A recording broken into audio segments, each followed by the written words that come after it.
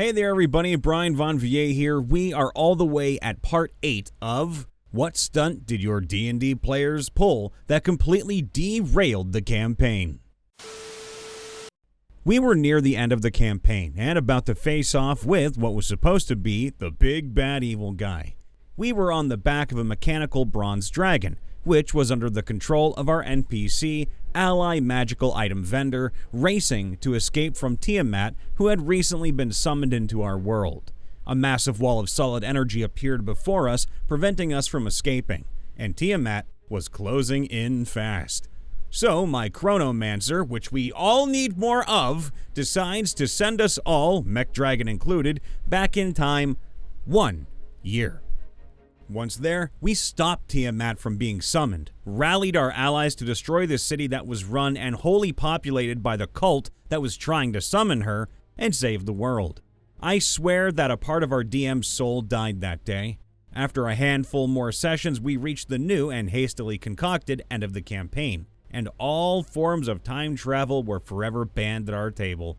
On a positive note, my character got promoted to be the god of time in our world's reality. So that was a bonus. Also, why would you ban time travel? You just gotta make sure it's done correctly and have a backup plan for when someone does it.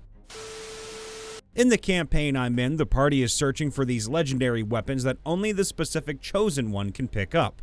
And to everyone else, they're super heavy, Mjolnir style. I play a rogue, and after making an insanely high stealth roll, was able to scout the entire dungeon up to the weapon of the dungeon, a hammer, but couldn't pick it up because it wasn't my weapon. The DM should have seen the writing on the wall. A few sessions later, I did the same insane stealth roll and walked through a different dungeon that had the dagger, grabbed the dagger, and met up with the party at the start of the dungeon. This was within 10 minutes of the session starting.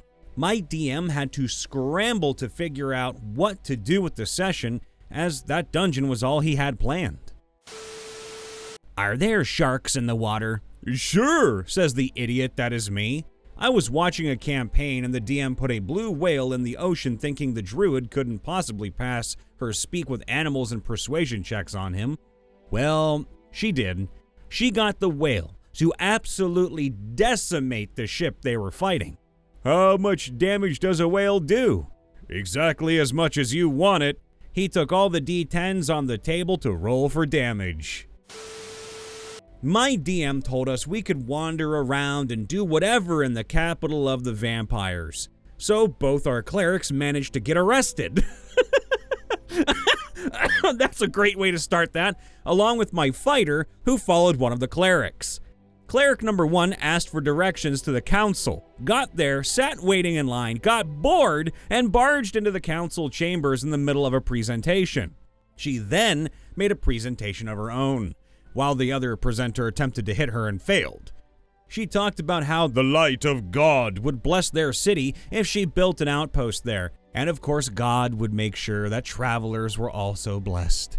She was promptly tackled and arrested for assault, vandalism, etc., and teleported to jail while holding on to the other presenter. Cleric number 2. Well, we decided that we were going to the red light district so we could find a black market. That's what our artificer thought at least, but cleric number 2 actually decided to negotiate with a pimp to buy a girl, during which he cast sleep on the pimp, failed, then immediately attacked him. He almost died, 2 HP, and got flung out a side window where I was waiting for him to return. I assisted him by throwing my hand axe with returning weapon, thanks Artificer, at the pimp, hitting him. Well, the pimp was now at low health and teleported away. We were tackled by the nearby guards and teleported into his cell where Cleric number 1 and the other presenter was. And Cleric number 1 rolled a nat 20 to convince the other presenter to marry her. One marriage later, the session ended. Our rogue was the only one who actually did something benign, having asked for directions once and then followed said directions without any other shenanigans. Leave a comment down below. Does this seem like harmful shenanigans or just a bunch of players who were rowdy and didn't want to play towards the actual campaign?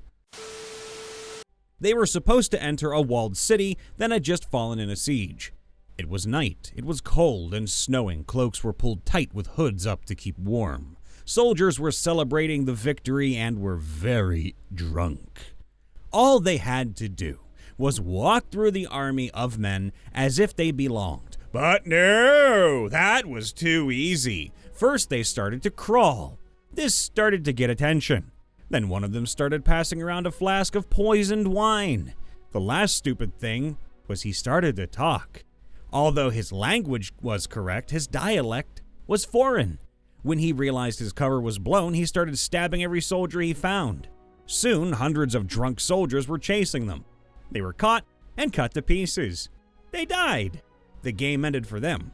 Only one player casually entered the city and got close enough to the conquering king to kill him, which was the goal. Good for you, man. Epic level 3.5 game. I was the lawful evil assassin in the party. Near the end of the campaign, but still a few weeks away, the bard played his music and enthralled me. So I offered him a drink from my goblet. My assassin's goblet, which poisons any drink in it. That would be 3d6 constitution damage in second and third round, killing the bard. Well, everyone got pissed, of course, but I rolled percentage to see if I would. So the DM caused a tree to fall from the sky, land on me, and the bard was resurrected from a seed on the tree. Huh? I came back as a cleric war priest, discovered the party in the midst of an army of undead, including a dragon. I cast Detect Evil in order to see what wasn't evil, and then cast Heal, Mass. By our interpretation of the rules, it healed 250 HP to every creature that was within 30 feet of another creature that was healed. So the entire undead army turned to dust, and it only took one more hit on the dragon to kill it. Another time, I was a halfling with leadership, so I had an army of halflings following me, and we all rode hippogriffs. 300 slings on wings. One rounded Tiamat. Our D&D campaign started with one of those prefabricated modules, Lost Mines of Phandelver. Oh, I love that one. The biggest challenge that derailed the campaign early on was that the DM allowed one of the players to import his character Aseki style and nerf him, as he was a king in his original realm. We essentially took over Tresendar Manor after kicking out Glassstaff with the Aseki character, proclaiming himself as Lord of the Manor and Town after intimidating the Town Master. We now use the entire town of Phandalin as a base of operations. Now, lucky for us, the DM likes improv and has come up with new stories for us. Oh, and we did eventually get to the eponymous Lost Mines, but it was more of a destination stop than the objective, so there's that. What was the campaign about at this point? We have to know. Most of those were pretty stupid. We did it much better. Okay, alright, come on, let's see if this guy's gonna eat crow, huh? We were given a task to take a magical metal stake and plant it in the ground under a bandit king's castle to make the gatehouse crumble, allowing the local lord to attack the bandits by surprise. My roommate and I were talking it out and realized the mission was so impossible that we would have had to have taken over the castle for no one to stop us from planting the stake. That's when we realized our group was so well made, we could take on an army of bandits and win the castle. We knew the GM would change his plans to stop us from succeeding if he knew our actual plan. So we made him think we intended to join the bandits and then betray them to the noble. Thinking he was trapping us, he had the bandits welcome in the party with big fake smiles and an open gate. They brought us in to meet the king's general, with the bandit king obviously waiting in the next room for us to be subdued. Just before they could spring their trap, we sprung our trap. Through good tactics and good character design, we dismantled the bandit army, including each special bandit the GM pulled out of his ass to stop us. Finally, we killed the king, and the remaining bandits fled, leaving us with the intact castle. When the Lord's army scouts reached the castle, we asked them to ask the Lord if he still wanted us to plant the stake, or if he wanted the castle intact. The GM lost all heart with the campaign after that. Had one from a brand new campaign a few nights ago. Typical traveling for work sort of thing, fight bad guys, loot, the usual. Reach a town with a severe raider issue. Oh no. My character is level 3 and has a level 4 teammate with 1 or 2 NPCs accompanying us. Both of us were fairly balanced fighters, mine being a solid mix of Aragorn and Legolas from Lord of the Rings. Long story short, we discover a hidden tunnel leading to a cave system which turned out to house the raiders' base. Tunnel turned out to be one of 3 ways in and out. We reach the end of the tunnel, a dead end. Roll for perception. I roll a 1.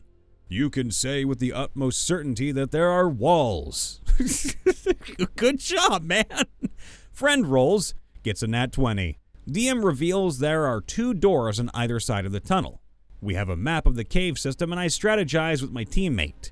And we opt to go through the right-hand side because of various reasons involved with sweeping the cave in a certain order. Before we go through, we plan what to do in case there's an enemy inside, and what course of action we should take. We elect one of our NPCs to go through first because he had some wicked stats despite being over 100 years old as a human. Retired adventurer we convinced to help us. Proceeded to burst into the room with the force of a SWAT team. We immediately see a single occupant sitting at a desk with a description and weapon nearby matching together to make me deduce in my head he is the Raiders leader from other NPCs' descriptions. I immediately enter combat and initiate attack plus surprise bonus plus some extras we had on hand. Hit the guy with everything I had. He immediately surrenders. DM sighs and says, well, that was not supposed to happen. Turned out the guy we encountered was, in fact, the boss of the dungeon. He had multiple layers of defensive and offensive enchantments to prevent us from damaging him, as well as a 12-to-1 damage reduction. 12 damage dealt would only do 1 damage HP to him. And if he reached 8 HP or less, he would flee if he had an open doorway to flee through. He would also summon undead skeletons to slow us down in our combat to give himself more time to spool up his spells. Fireballs, an insanely enchanted glass wizard rod, and several other abilities I can't even remember right now. In the event he escaped, if his minions saw us anywhere, he would attack from range with strong poison and fire spells to harass us constantly. Because I elected to charge in and run headfirst into it with surprise attack advantage, he never got the chance to even grab his weapon. He never got the time to activate his spells, never set off the undead trap. Because we hadn't blundered through the rest of the dungeon, we never alerted him to our presence. His hidden exit we came through was blocked by us, and his main door was locked, so he had no escape. His glass wizard rod was supposed to be broken in every conceivable combat that the DM had imagined. However, he never expected us to just charge in on accident and attack before fully assessing the situation. We were fairly cautious as we were still level 3s and 4s respectively. We not only cheesed the boss fight and obtained a weapon that was not supposed to exist, but we did it on accident by blundering through a door we never would have found if I hadn't rolled a 1 in the first place. Door was hidden up to roll perception 18, and teammate got 20 to make up for my horrible fail of an investigation of the tunnel. We were supposed to be absolutely obliterated, and we destroyed the guy in a single player's turn because of how we strategized beforehand. That is called foresight, and you did it well.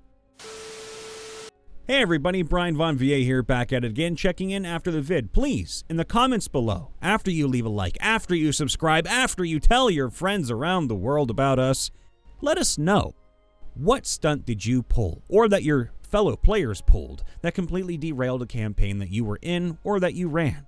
We need to know, we want to know, and if you want a good part 9, put them down below. We love you all, please be safe, be happy, and we'll see you next time. Bye for now.